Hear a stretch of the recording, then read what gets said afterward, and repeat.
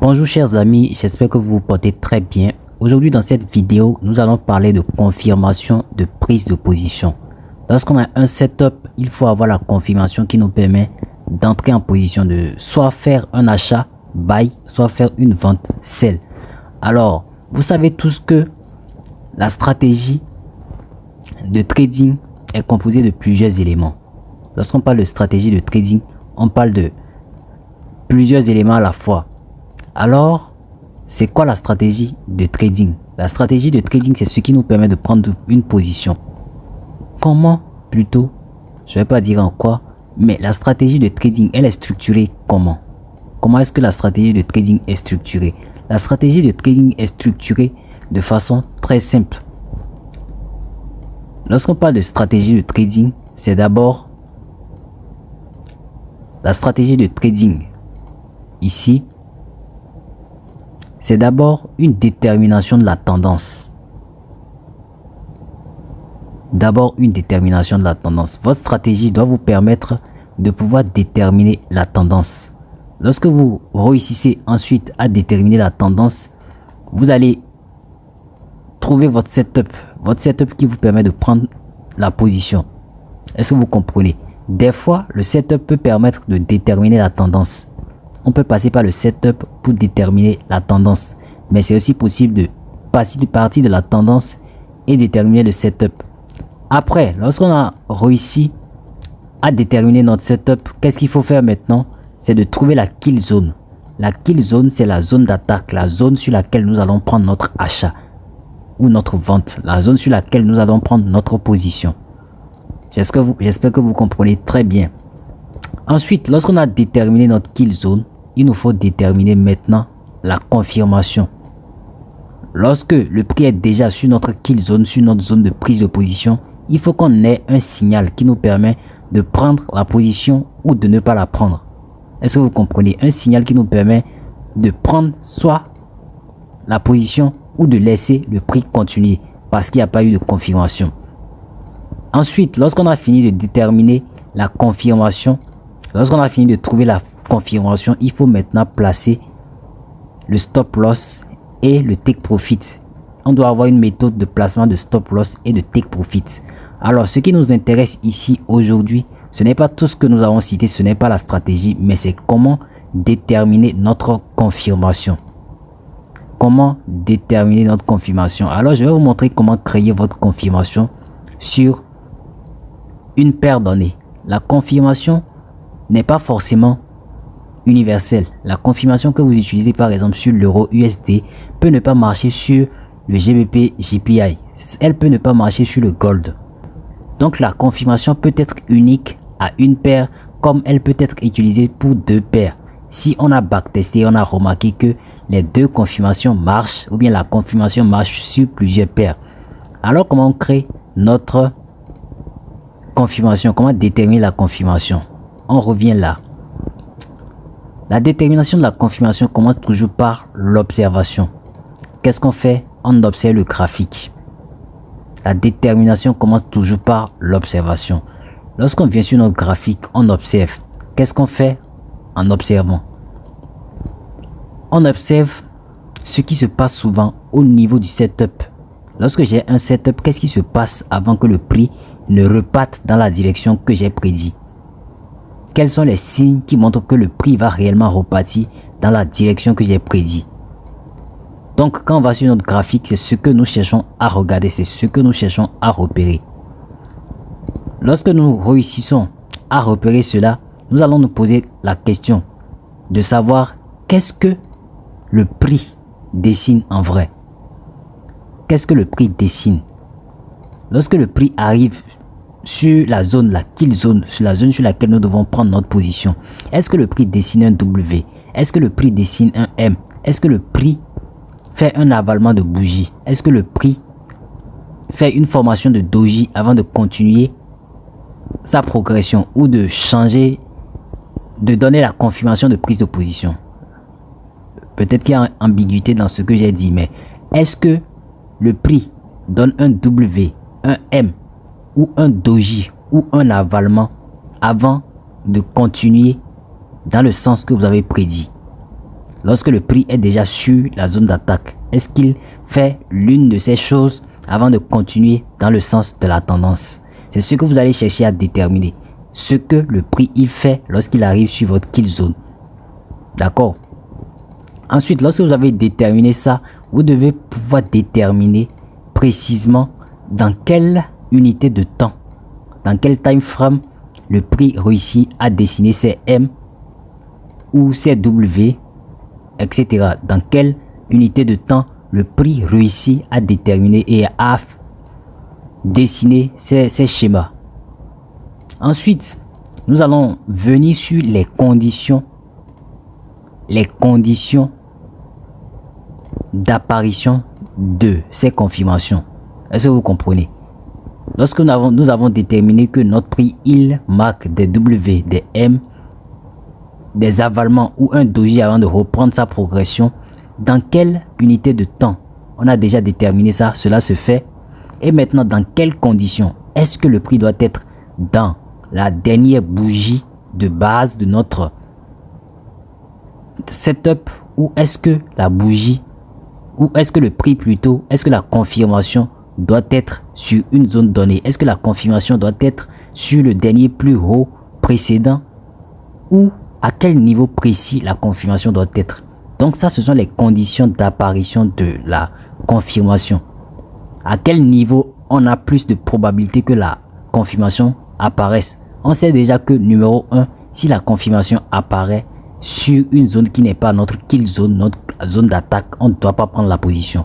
Parce que ce n'est pas là que notre setup se confirme. Ce n'est pas là que notre setup se confirme. On doit attendre forcément le prix dans notre kill zone.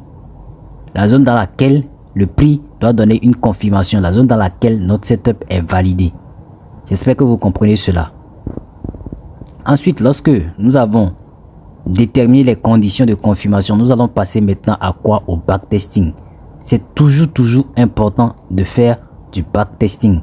À chaque fois que vous repérez quelque chose sur le marché, à chaque fois que vous êtes sur le marché et que vous remarquez quelque chose qui se répète souvent, vous remarquez une information importante sur le marché, vous ne devez pas l'appliquer automatiquement dans vos trades. Non, vous devez la tester pour voir si l'information que vous avez recueillie, est-ce que ce n'est pas une information bidonne? Est-ce que ce n'est pas une information brouhaha? Est-ce que ce n'est pas du bruit?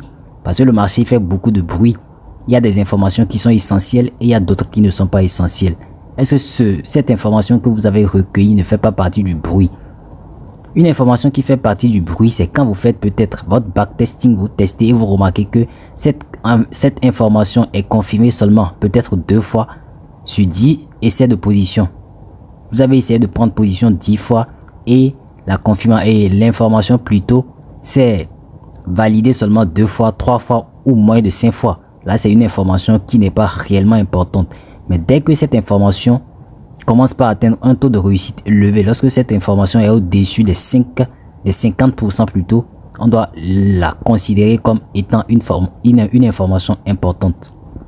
Donc, lorsqu'on a fini de backtester, qu'est-ce qu'on doit faire? On recueille les résultats de notre backtesting. On a fini de backtester, on recueille les résultats ici. Et les résultats, qu'est-ce qu'elles nous permettent de faire? Les résultats, lorsqu'on les a recueillis, on doit les interpréter. Lorsque j'ai fini de backtester, qu'est-ce que j'ai retenu? Est-ce que l'information, est-ce que la figure que j'ai déterminée est confirmée? Est-ce que le W que j'ai déterminé et les conditions dans lesquelles je l'ai déterminé est confirmé dans le backtesting? Quand j'ai backtesté, est-ce que j'ai remarqué que les informations que j'ai recueillies ont été confirmées? Si elles ont été confirmées, alors c'est bien.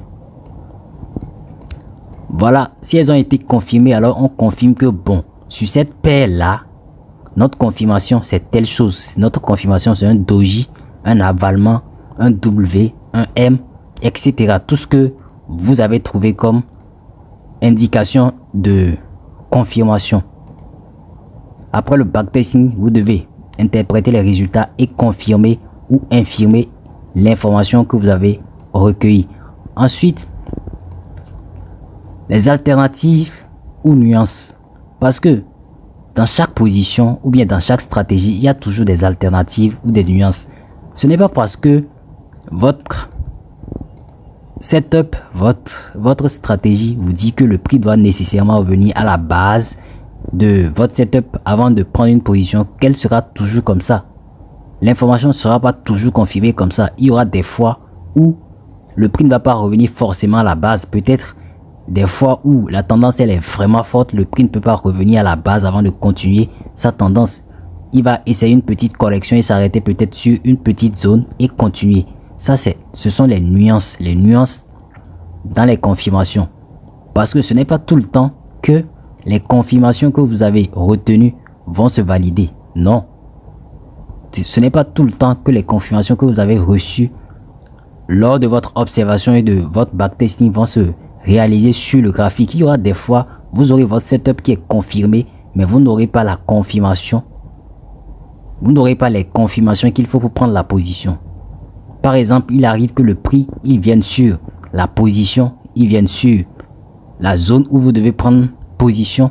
Il ne donne pas de confirmation et il repart automatiquement dans le sens que vous avez prédit. Donc, vous allez devoir déterminer toutes ces nuances-là. Et lorsque vous avez déterminé ces nuances, vous avez maintenant votre confirmation qui sera efficace. Une confirmation qui sera efficace. Mais comme je vous l'ai dit, la confirmation que vous avez déterminée sur Euro-USD peut ne pas fonctionner sur la paire Gold, sur l'or. Est-ce que vous comprenez? Elle peut aussi ne pas fonctionner sur le GBP JPI. Elle peut ne pas fonctionner sur l'USD JPI. Est-ce que vous comprenez? Donc, ce sont des nuances à faire. Si vous devez savoir si la confirmation que j'ai trouvée sur le Gold marche sur l'USD JPI, vous devez aussi procéder au backtesting sur le GBP et l'USD JPI avec les confirmations que vous avez déterminées précédemment. Et si ces confirmations se confirment sur l'USD JPI, alors vous acceptez les conclusions que ce que vous avez déterminé comme confirmation de prise de position sur le Gold marche sur l'USD JPI. Alors, nous allons partir sur notre graphique de trading.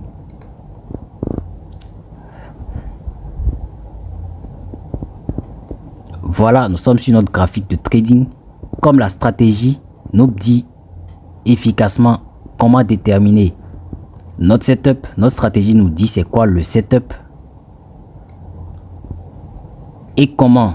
On sait déjà comment déterminer notre stratégie. Nous allons essayer de déterminer peut-être une petite stratégie ici quelque part. En observant très rapidement, on va voir ce qu'on peut faire, ce qu'on peut trouver comme stratégie. Alors, on voit ici que les choses ne sont pas vraiment claires. D'abord, on doit déterminer la tendance. Quand on dit une stratégie, c'est trouver d'abord la tendance dans laquelle le prix se déplace.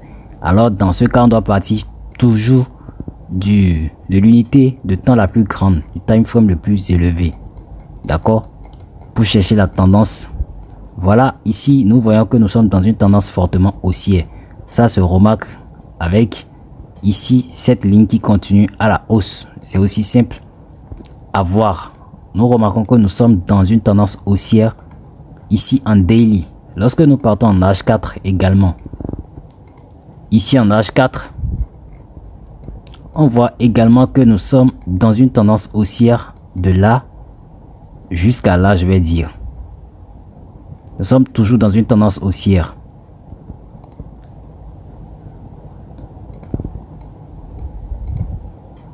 Nous sommes dans une tendance haussière et nous allons remarquer, nous allons chercher à avoir des setups dans notre tendance. Nous allons chercher à déterminer des setups, ce que le prix y répète souvent. Qu'est-ce que le prix y fait souvent?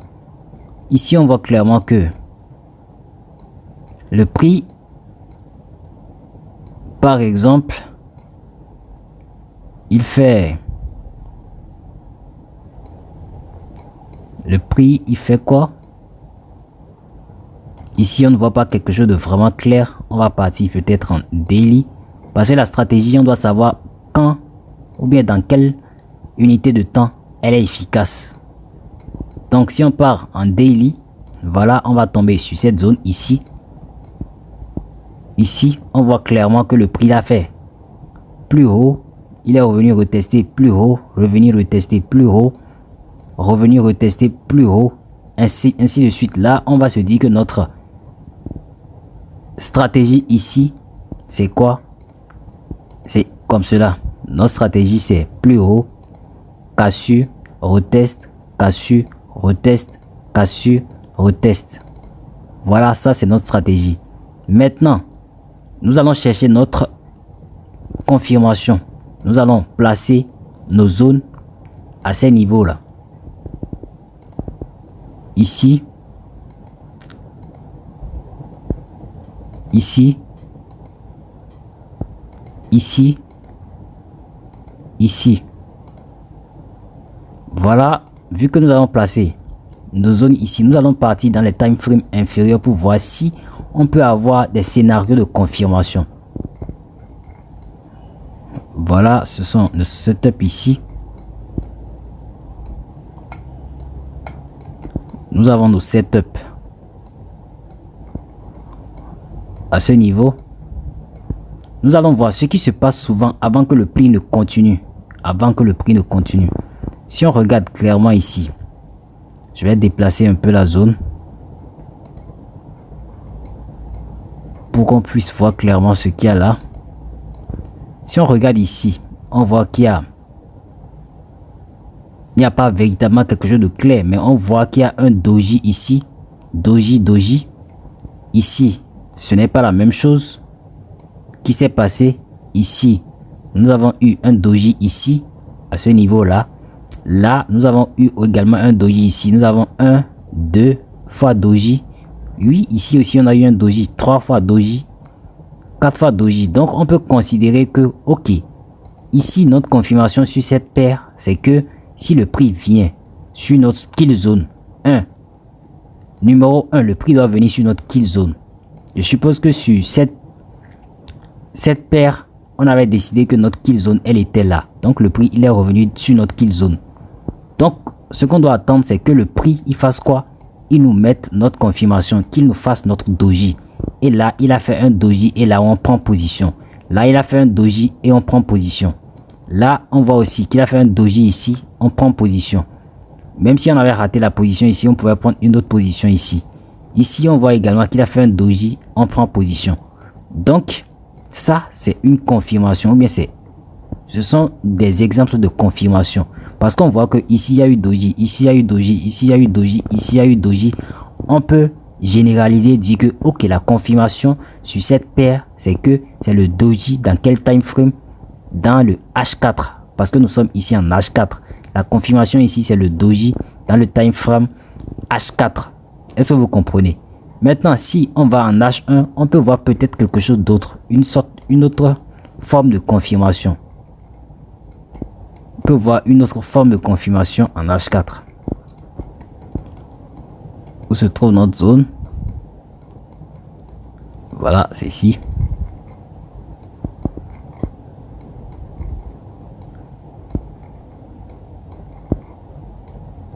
Voilà, si on se retrouve en H1, on voit que les choses sont un peu ambiguës. Il est un peu difficile de trouver la confirmation ici. Ici, on ne peut pas utiliser de doji. Ici également, on ne peut pas dire qu'il y a une figure chartiste qui s'est dessinée. Non. Il y a une sorte de W. Oui, il y a une sorte de W ici. Il y a eu ça. Ça. Ça. Ça, et on peut dire une petite ou un petit retour ici, un retest avant une continuation à la hausse. Ça, on peut retenir ça ici. Allons voir sur cette deuxième confirmation s'il y a une sorte de W. Oui, si on veut considérer un W ici, c'est que nous allons prendre position peut-être un peu tardivement. On a peut-être ça, comme ça, comme ça,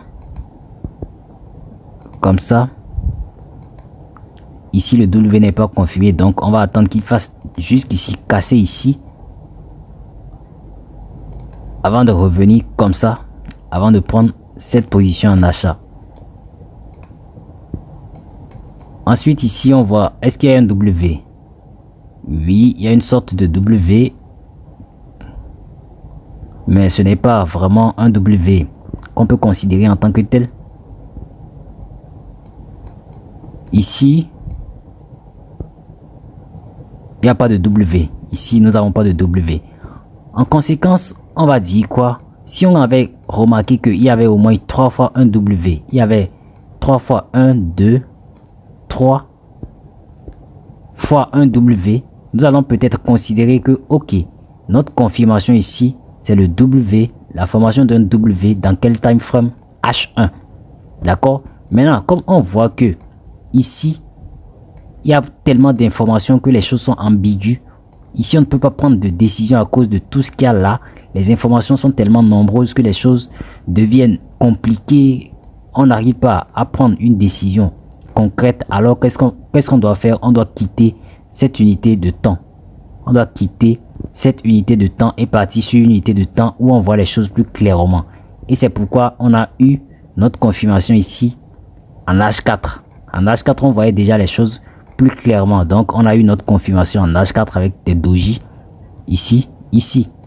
Donc, c'est ce qu'on appelle une confirmation. J'espère que cette vidéo vous a plu. Et si vous n'avez pas liké, n'hésitez pas à liker et à vous abonner, car vous aurez des vidéos très intéressantes qui vont vous aider à mieux comprendre le trading, à avancer dans votre carrière de trader et à devenir très rentable. À la prochaine.